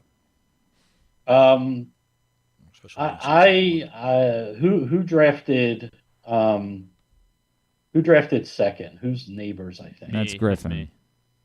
I kind of like his draft. All right, thank you. Shut up. Duh, but yeah, I don't know how I feel about that. I kind of like it. I kind of like his draft. His first 4 picks I think are home runs. You add in Smith, Pacheco. I love getting Kirk where they got him. Waiting on quarterbacks to get high volume guys named Dak and May. I kind of like what he did. I mean, I don't like to give him credit. Joe, who drafted the best who drafted the best of everybody else? Out of the 4 of us? Yeah. Because I like that team to be honest, which was random. I know. Yeah. I kind of do like, to be honest, I'm gonna have to say KZ's team. Wow. Wow. We hate to say that. I like the value of all those receivers you got in the middle part there. And then I've always said if you're not getting one of the top quarterbacks, wait until you did. But right who's his second starting running back? Jordan Mason? Rashad White, maybe. I don't know. Rashad White, Davis. One of them's going to hit. Running back is there's always the one guy you're going to find after week 1, week 2. He's just going to spend $100 on on Fab. No doubt. All right, KZ, love you. We'll make some picks with you on Thursday. Thank you for participating in this exercise with us. Thanks, guys. That's Take Ken care. Zalis. Joe Serpico, some final thoughts from you. Like I said, I mean, you can hang out if you want, but I think I'll hang out with you guys as much as you want. Yeah. So no, my main thing is going into this year. I think, like I was saying before, the first 2 rounds you want to exit with 1 and 2. I don't believe this year is a year you want to go 0 RB or 0 wide receiver. I think you want to get one or the other, and then it all depends on where you're picking. If, like I said, if you're in the early half of it, you want to get one of the running backs and then go wide receiver in the second round. If you're in the back half of the first round, take one of those wide receivers and then take one of the running backs in the second round. That kind of seems to be how the players kind of work out for you. And then from there, it's just all about going best available and then taking your guys in those middle rounds. That is Joe Serpico, PressBox Fantasy Football analyst. You can see all of his stuff at PressBoxOnline.com. You can read his work, or you can find him on Twitter at Joe Serp. Be updating us every Tuesday here on GCR throughout the course of the season as well. Today's show is also brought to you by Live Casino and Hotel. Live Casino and Hotel is the best place to watch all the big sporting events. Every fight night, nowhere better to be than Inside Sports and Social with the 100-foot media wall. Great food just steps away from the FanDuel Sportsbook. Sports and Social at Live Casino and Hotel, Maryland. All right, we're going to switch gears here for a minute because there was a report this weekend that I think caught a lot of folks' attention in our area. As our next guest and the aftermath of the Orioles extending one Samuel Basallo, he says perhaps someone else is not going to be wearing orange and black next season. Joining us here on GCR, covers Major League Chat with you. Thank you so much for taking the time for us. Sure, my pleasure, man. Bob, I guess let me start with a couple elements of what you had written about. The first being, are you under the impression that the Orioles do view Samuel Basallo as an everyday catcher? Because I think a lot of us have worked under the impression that they don't think of him that way. I do. I think that's why that's why they locked him up. I mean, obviously, it should be, just being a hitter is a very team-friendly deal. But, yeah, I think you want him to be an everyday catcher, at least 4 or 5 days a week. It seems everything. He didn't catch a lot in the minor leagues, and a lot of that was because of injury. And a lot of people said they don't think that he's ultimately a catcher. They think he's ultimately a bat. But clearly, if that is the case, it changes everything. And I guess that's sort of where I went. Like the way that you wrote what you wrote at USA Today was this: hey, if he is a catcher, then it's going to make sense for them to trade Adley Rutschman, or is it like you're reporting that around baseball that's the expectation? That's the expectation. I mean, you could always move Rutschman to first base, but his value as a catcher. I mean, it's easy to find first basemen who hit with power. Very difficult to find catchers who could do that. So, I mean, obviously, they'll listen. They're not just going to give away a Rutschman. They know he'll bounce back, and teams in baseball believe he will too. And so I think the Orioles would do their due diligence and listen offers, and we'll see. I would think if you get Rutschman and get some decent pitching return, you would do that. Okay, so I guess that was going to be the next question, because like a lot of people saw this and said, why would you be trading Adley Rutschman right now? His value would presumably be very low. You're saying that maybe not as low as we think, given the way that he's performed for the last 12 months? No, I think people expect him to bounce back. That they know he's a better hitter than he showed, and you see it all the time, particularly young players. You have a down year, and then you bounce right back. Right back. The Red Sox are ready to give up on Trevor Story. Obviously, he's an older player. Even early on this year, now look at him. It's like, well, he's had such a good year, he might even opt out of his contract. So no, I think teams in baseball say, hey, I'll gladly put my money on Rutschman to bounce back. We're chatting with Bob Nightengale, covers Major League Baseball for USA Today. Bob, is any of this that Adley Rutschman is maybe not thrilled with the fact that the Orioles did lock up Samuel Basallo, and do you get any sense that he maybe wants out? No, I don't get that. I don't get that sense. If he did, he'd certainly make it private. But I would think that he certainly still wants to be an everyday catcher and not a first baseman. You go to first base, you diminish your own value when you hit free agency. I know, I completely agree with it, and I guess this just keeps coming back to the idea: if Basallo, if Rutschman hadn't gotten hurt, Basallo, when he got called up, the understanding was that Rutschman was going to continue to be the everyday catcher. I guess the expectation changes that when Rutschman comes back, you think he becomes second in line. No, I do. We'll see if he comes back too. If he does, it'll be at the very end of the season. So, I mean, it's a good test for Basallo as far as they can see and say, hey, ain't no problem at all. Obviously, the Orioles know, Basallo is a lot more valuable behind the plate than he is at first base. So I guess part of that. There's so few good hitting catchers. But Bob, you don't think the Orioles would have given him this extension if they didn't view him as an everyday catcher? I'm not saying that. I still think they could have, but I think that adds the value that he can catch. It's just hard to get a guy who can do both. In the fact that here he is.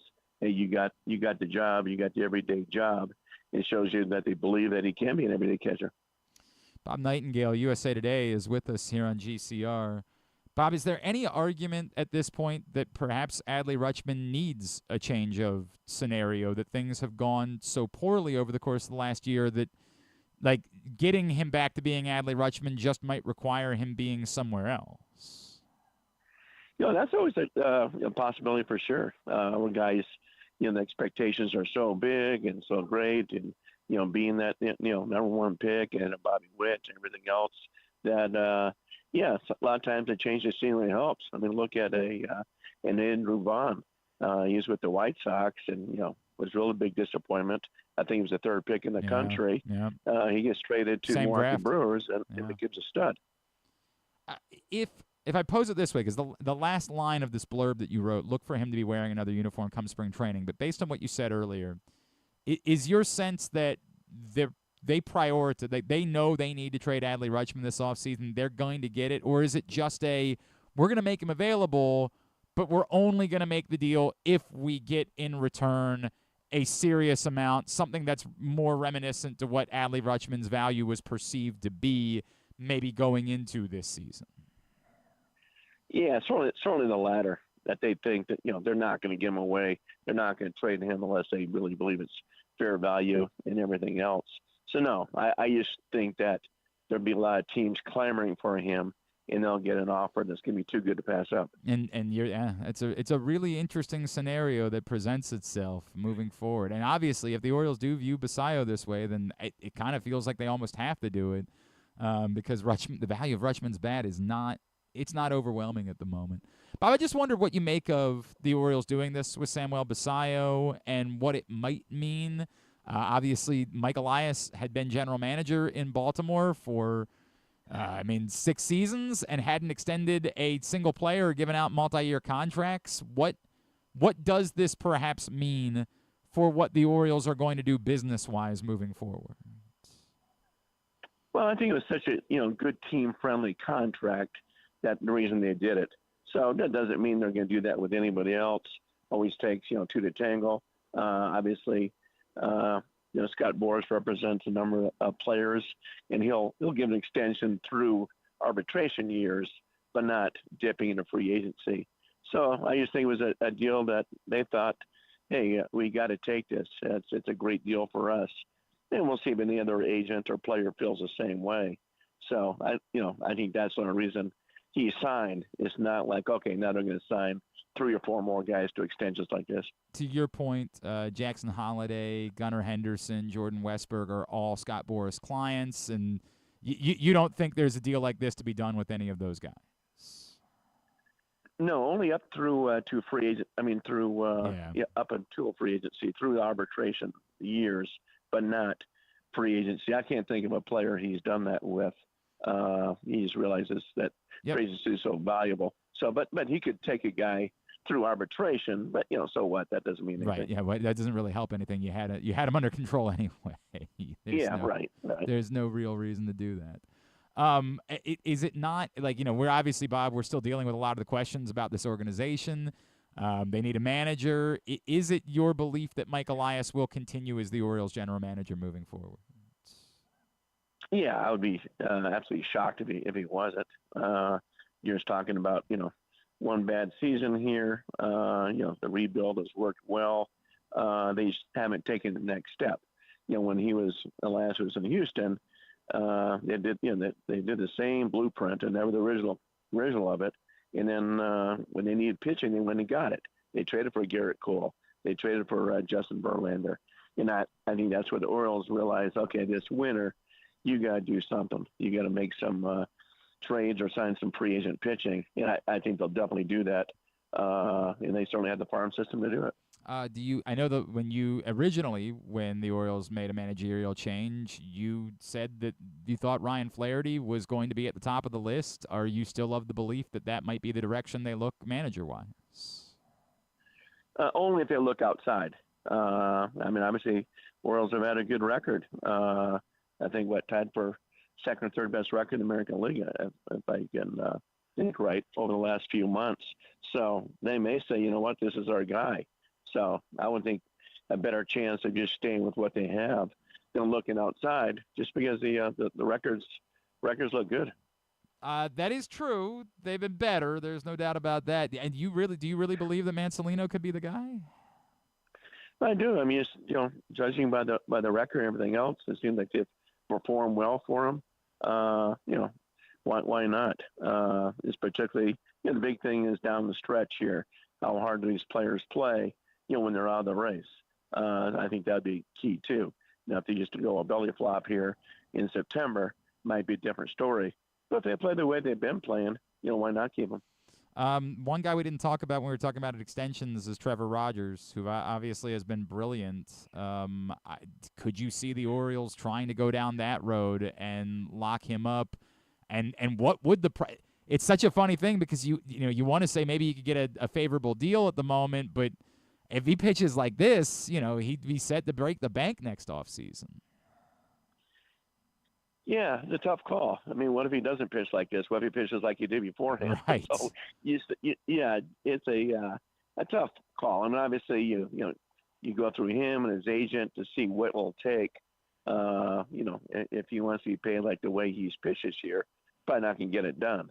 If there's a compromise, hey, why not? So obviously the Orioles know him, a lot better now. They've been with him for over a year.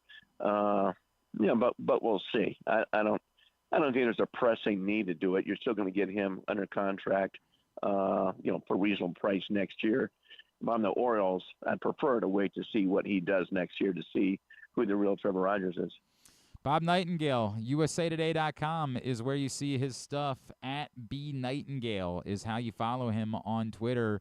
Bob, greatly appreciate you taking the time for us this morning. Let's do it again real soon, all right? All right, sounds great. See you guys. It's Bob Nightengale from USA Today with us here on GCR. Samuel Basallo, everyday catcher. What do you think, Joe Serpico? You see Samuel Basallo as an everyday catcher? Based off what I've heard, no. That's the part that I keep. It's the biggest struggle I have with any of this, because undoubtedly, like, if we did the math equation and the Orioles have decided that Samuel Basallo is their everyday catcher, then of course they should be looking to move Adley Rutschman. Obviously, they should be looking to do that because Adley Rutschman. I know we had hypothesized in the past about an idea where Adley Rutschman ultimately moved to first base, but that was like in a world where his bat was driving him. I think first base right now is just so crowded, based on all the prospects or the guys that are here and prospects that are coming between Mayo, Basallo, Rutschman, and we still have Mountcastle. It's like there's just too much going on. I'm so convinced they're going to deal Mountcastle this offseason. Oh, they have to. Like the guy, but again, I think they've wanted to in the past, and I just don't think the teams have been clamoring for. Kjerstad at first. And there's another name. I have no idea if Heston Kjerstad factors in, and so to say, hey, look, we just need to trade someone to clear this up, and if the value is there for Adley Rutschman, like if there are teams that are willing to pay a premium Adley Rutschman price, despite the fact that the guy that they're getting isn't premium Adley Rutschman. From a business standpoint, I'm absolutely having that conversation because there's a chance that Adley Rutschman never becomes Adley Rutschman again. So didn't they use their first 2 picks on catchers this year too? So it's not. They did, but everybody's sort of like Ike Irish is widely considered to not be a catcher at all either. But Caden Bodine definitely is a catcher. So is it not like? But that's that's 3 to Adley Rutschman will probably be gone by that point. I'm flummoxed by this on 2 ends. 2 ends that flummox me are you really committing to Samuel Basallo as your everyday catcher? Because that bucks everything that every talent evaluator had told us about what they believe. They're committed to his bat. I 100% agree that they're committed to his bat.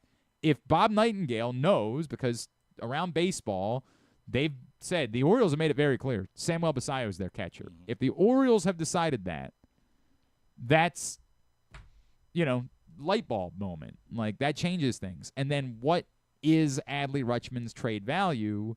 Because at the moment, it feels minimal. Yeah, it's not what it was, let's say, when he was the first prospect. Obviously. Came up, or even, let's say, going into this year, we were at the midway point of last year, he was one of the best players in all of baseball. Exactly. But to the point, if Bob Nightengale is telling us that, 1, the Orioles view Samuel Basallo as their everyday catcher, and 2, Adley Rutschman's trade value is higher than you would expect it to be given his struggles, then you got to listen. It certainly becomes a compelling conversation. It does, but those are 2 major ifs that are involved with having this discussion. And look, Bob Nightengale is more plugged in than I am. You are. Like, he is a more plugged in person. It's just the first premise is the part that I maybe am struggling the most with the idea of the Orioles committing to Samuel Basallo as their everyday catcher.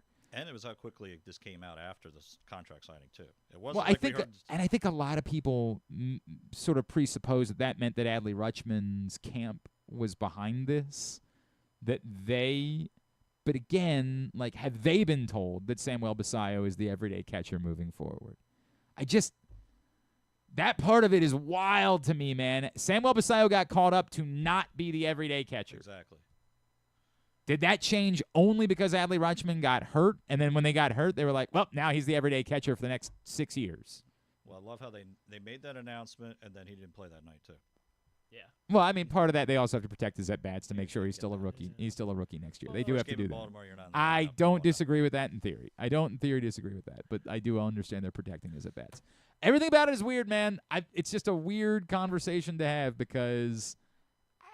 And then I know it's a completely different conversation, but Gunner's comments after the fact, those kind of threw me off. Yeah, I don't know. It's kind of a no-win for Gunner where, like, he knows he's not signing an extension in Baltimore. He knows Scott Boras isn't going to let him sign an extension in Baltimore. So, and again, it was what Bob Nightengale said is true, but it's a step beyond that, which is you can get those guys. You can do extensions with these guys if they want to. You're going to pay them what they would get in free agency. If that's what you're willing to do, you can do it. But that's just a kind of a crazy way of doing business with players that you have at more cost control at the moment. I'm not opposed to it with Gunnar Henderson specifically, but he knows that Gunnar isn't. He's just trying to say it all. If they bring it here, then I'll definitely look at it with my team and be happy to look over it. It's because what he can't say is, guys, you know who my agent is. We're not doing an extension. If they want me, they can sign me as a free agent. That's the reality of the Boras clients. And if somebody wants to say in hindsight, well, then you never should have been drafting Boras clients. Well, then you're never going to have anybody good on your team. He gets a lot of them. Yeah. I mean, you could have drafted Bobby Witt, to be fair. He wasn't a Boras client, and he did sign an extension. So, it's what it is. But that's the way that they do things. All right, we'll take a break. We'll come back in. We'll wind things down for a Tuesday edition of Glenn Clark Radio. Feeling sluggish, unfocused, or not like yourself? It could be low testosterone. At Game Day Men's Health, we specialize in testosterone replacement therapy to help men boost energy, improve mood, and regain confidence. Our treatments, including testosterone cypionate, are safe, natural, and tailored to fit your lifestyle with weekly injections or pellet therapy. Get started today with a free testosterone test and feel the difference. GameDayMen'sHealth.com. Game Day Men's Health, where men reclaim their game. For fans of the Costas Inn, and who isn't, I have some great news. Now there's a second location to go along with 4100 North Point Boulevard. This one is at the Timonium OTB. This is Stan the Fan, and I have been a fan of the Costas Inn and Triantafalo's family for going on 30 years. They're open for lunch and dinner, same great Costas feel, same great menu and quality food you've been enjoying for well over 50 years. The exact address on your GPS is 2200 York Road, and their phone number at the new location is 667-406-1975. If you're new to the Costas experience, get ready for a real treat. All wrapped up in a new spacious dining room in Timonium at the OTB. If you want steamed crabs, you have them, and the full menu at 4100 North Point Boulevard. The number for reservations there at Costas, 410-477-1975. Get ready, Baltimore. On Saturday, September 6th, the world's top pro cyclists return for the Maryland Cycling Classic, America's top pro road race. Cheer on elite men's and women's teams from around the globe as they battle it out on a brand new circuit through Charm City. Enjoy a free festival, fan zones, and all the action at Harbor Point and the Inner Harbor. Watch live on Maryland Public TV or join the live stream at marylandcyclingclassic.us. Don't miss the speed, the strategy, the spectacle. The Maryland Cycling Classic, September 6th in Baltimore. This August, give your game day an upgrade at Live Casino. Enter to win an ultimate football package. We're giving away over $50,000 in game-changing prizes on Friday, August 29th. Earn entries daily for your chance to score a 100-inch TV, a state-of-the-art soundbar, and so much more. Don't sit on the sidelines. Make your play at Live Casino at Erndale Mills. Must be 21. Please play responsibly. For help, visit mdgamblinghelp.org or call 1-800-GAMBLER. Gambling can be a fun and entertaining experience, but there are risks involved. If you're planning on betting on the game at the casino or on your phone or computer, know your limit, stay within it. Set a budget and a time to stop. Remember, gambling isn't a financial solution, and it doesn't mix well with alcohol or drugs. Know the risks and have a plan before you begin gambling. For free and confidential services, call 1-800-GAMBLER 24/7 or go to helpmygamblingproblem.org. Make the most out of every day in your Toyota RAV4. Available in hybrid or gas-only models. A RAV4 can get you where you want to go in style. Check out buyatoyota.com for deals on new RAV4s from your local Toyota dealer today. Coming back in here with Glenn and the other guy, Garrett, whatever his name is. You know who they are. All right, back in here on GCR as we are winding down for a Tuesday edition of the program. The Maryland 5-Star is back this October at Fair Hill in Cecil County. Get your tickets right now for the 5th edition of the Maryland 5-Star by going to Maryland 5-Star with the number 5, maryland5star.us. I feel like there was we are still waiting. Today is roster cut down day, obviously, around the NFL. It's like no new. I mean, I guess they cut a few guys yesterday. They made it official, but I feel like the Ravens are always so slow, or at least the reporting is so slow about what guys. Last year they didn't announce it until like the next day. I mean, it was. I do think it was after 4 o'clock. Yeah, significantly after 4 o'clock too. So John Harbaugh confirmed yesterday that Jake Hummel would be on the 53-man roster, but apparently had some sort of hand. They called it a procedure. That he'll be back to practice this week. Obviously, Lamar Jackson did return to practice yesterday, so some of the conspiracy theory stuff can be put to bed. Always trust when Lamar puts a laughing emoji on a NFL Insider's Instagram post. Yeah, there you go. That's the answer. That's the answer. A couple of former Ravens, Deontay Johnson. Stunner. Darn it. Stunner that Deontay Johnson. I was waiting for you to draft him in our mock draft. Yeah. I was like, uh-oh. Deontay Johnson released by the Cleveland Browns. Just starting to think it just might not work out for old DJ. And then our old friend. How are we ever going to get a comp pick? Yeah, I don't think. It was the.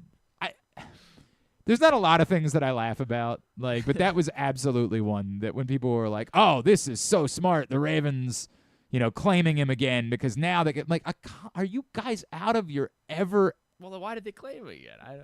Because they in the 1 in a million chance, right? Like Deontay Johnson, because there's no loss for them. Yeah.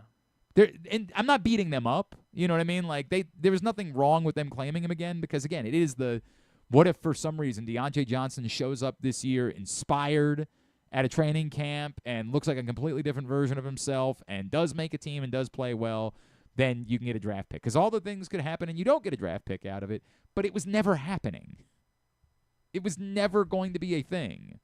They were never getting a comp pick for Deontay Johnson in a million years.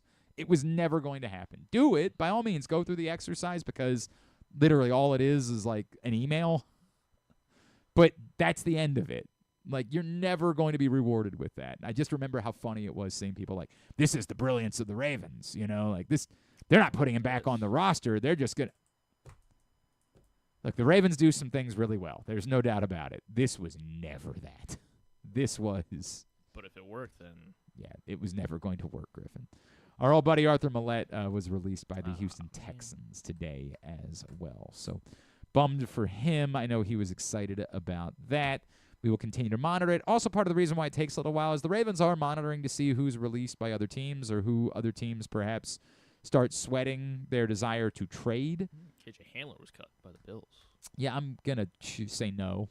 Gonna go ahead. Imagine you're a wide receiver that's cut by the Bills. Yeah, they're in dire need. Yeah, they have no wide receivers. And you're a receiver that got cut by the Bill. I think Laviska Shenault also is on that list. People were falling in love with him because of Hard Knocks because they did the first couple episodes. Good for him. Good for them.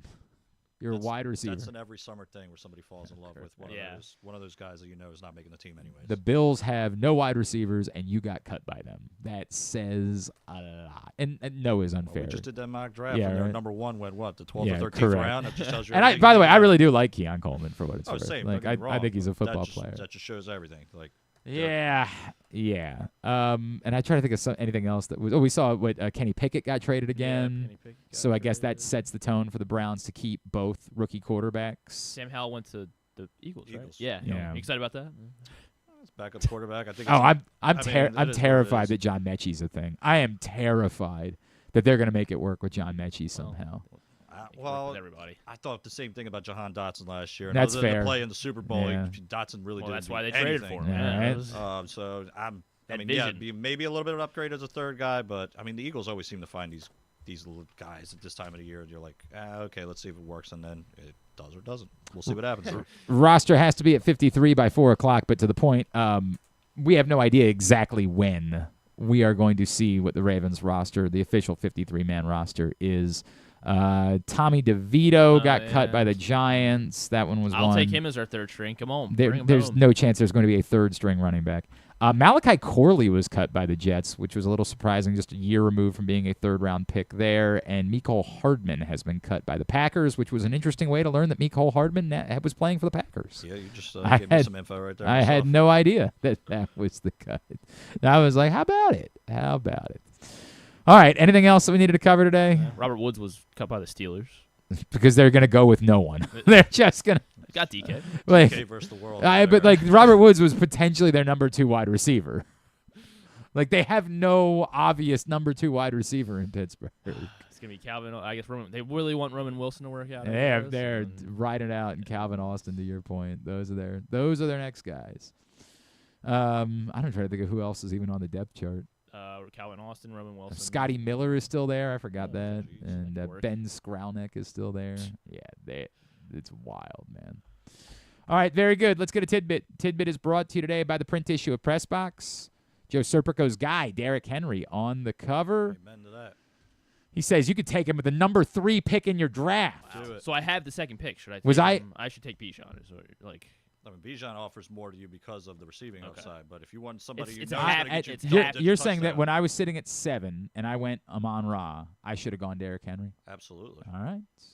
Absolutely. Go get this print issue of PressBox. Great story from Bo Smolka about the unicorn that is Derrick Henry and the success he's found after 30 as a wide receiver. It's available for free at your neighborhood Royal Farms, any of the hundreds of locations around town where you find PressBox. Read it all. PressBoxOnline.com. So last year, Jaden Daniels had the highest scoring fantasy season by the 5th highest scoring fantasy season by a rookie ever. Can you name 4 rookies with higher scoring fantasy seasons PPR ever? Yeah. Randy Moss. Not Randy Moss. Don't know. Randy Moss had 306 in 1998.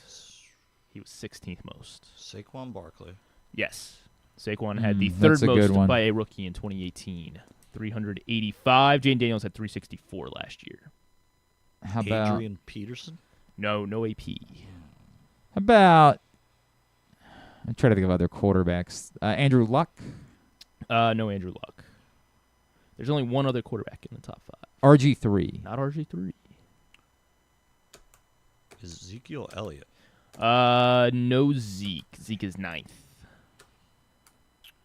Quarterback. That's the one other quarterback. Who else was a ridiculous rookie quarterback? Man, how about? It's not. Well, Mahomes didn't play as a rookie, right? He didn't play as a rookie. Can't be Lamar because he was. How about Cam Newton? Cam Newton in 2011, second most points ever by a rookie in fantasy football. 387 for Cam. All right, so we need two more. Both running backs. One fourth guy on the list is 1999, and then number one on this list was a 1983 rookie. 1983 running back, yeah. Tony Dorsett. Not Dorsett. Eric Dickerson. Eric Dickerson. Rookie record 392 fantasy points. I don't know what year Tony Dorsett was, but it was around there. So the other one was 99? Yes, 99. 99. Curtis Martin. Not Curtis Martin. 99. No, it's not LT. No, he wasn't 99, was he? He was after that. No, not LT. Yeah. Oh, okay. Marshall Faulk. Not Marshall Faulk. I don't see LT on the list here. Jamal Charles. No, he was after that. Mm-mm. Oh, Jamal Lewis. Nope, not Jamal He Lewis. was 2000, of course, was his rookie season. And I guess just the PPR thing throwing it off. Like Jamal Lewis not in the top 25 here. Clinton Portis. Not Clinton Portis. Corey Dillon. Not Corey Dillon. 99. Not Fred Taylor. Not Maurice Jones-Drew. No, I thought you had it. That's the first sound that you said. Frank Gore. No. Oh my God, I'm blanking on his name. No. Okay, it wasn't a fry. I thought I heard something else then. Why am I blanking on his name? Who? played for the Colts. Yep. Edgar and who it is. James. Yep. That's Edge. it. That's good it. call. Edgar and James. Really? Yep. Oh, wow. Okay. Fourth most points by a rookie. How about in, that? Fantasy football history. How about that? Yeah. Very good. I Well like done. Well done. Here's what's coming up tubular-wise. U.S. Open, of course, all day. It is on ESPN right now. Also on ESPN2 at 7 o'clock. Coco Gauff in action a little bit later on. What time's Coco? She's I on guess we'll never know. prime time tonight Okay, on okay. Ash. So like 7. Yeah, I think she's first. I'll double check, but I think she's first up. Masson for Red Sox Orioles is 6:35. Of course, Lucas Giolito and the return of Kyle Bradish. Oh, yeah. So that will make that He's not worthy Brad. of watching. He's Bradish. Bradish. That's about it. Non-sports, everything else, you can go to glennclarkradio.com, find it there. Coco is she's like at the bottom. Oh yeah, 7. Okay. Yeah. Not a whole lot. Alien, new episode of that. Another episode of Hard Knocks on Hulu. We got on Ash today. Swiatek's about to finish off an easy one, then Sinner, and then tonight Coco and Alex Zverev. And on Louis Armstrong, Petchy Pericard, who's exciting, against Musetti. Oh, that's a battle. We got to get that on TV. What are we doing? That's a great one. Yeah, that's what I've been saying. Annie Samova plays on Armstrong, and then tonight on Armstrong, Naomi Osaka and Tommy Paul both playing on Armstrong Against tonight. each other. So, no, I don't think so. That'll be they put Armstrong on ESPN2. They put Ash on ESPN. Hulu has Ruby Red-Handed, Stealing America's Most Famous Pair of Shoes. Documentary on Hulu about in 2005. Apparently, somebody stole the Wizard of Oz Ruby Red slippers. Yeah, I would watch that. And so they did a documentary about Okay. how they were stolen and then ultimately found. Yes. I'd watch that. Then Paramount Plus has an Eminem. Well, I guess it's an Eminem documentary. It's called Stands, but it's about Eminem fans apparently. Okay, Stands. I'm good. Eminem Stands. I'm good. All right. Everything else, GlennclarkRadio.com. I don't think I've seen a single good documentary that Paramount Plus has put out. They are churning them out, but none of them look like. It's just SEO stuff. Yeah. They're just trying to get you to be like. It's maybe. called Stands. Yeah. I'm all right. Joe Serpico, great to have you in, buddy. Appreciate you guys for having me. Looking forward to chatting with you all throughout the course of the season. Yes, sir. And, of course, PressBoxOnline.com, at Joe Serp on Twitter. Thanks today as well to Ken Zalis and to Bob Nightengale. We'll get that up in the greatest hits section of the Galveston tab at GlennclarkRadio.com. We're not even trying. Nothing better. Tomorrow on the program, you might have heard of him. Cal Ripken Jr. joins the show. Perhaps you're familiar with his work. Of course, the 30th anniversary of 2131 is next Saturday. So we'll talk to him about that, and I'm sure some Orioles as well. And Alex Teska from Navy, their senior fullback, is going to join us tomorrow, and Stuff and Things. Thanks to everybody at PressBox, all of our great sponsors and partners, Game Day Men's Health, County Sports Zone, your local Toyota dealer, buyatoyota.com, Costas Inn, Live Casino and Hotel, the Maryland 5-star 1-800-GAMBLING, helpmygambling.problem.org, the Maryland Cycling Classic. Thanks to Griffin at Griffin_Bass. Follow us, Twitter, Instagram, and TikTok at Glenn Clark Radio. Have a great Tuesday evening. Go Birds, Duke sucks.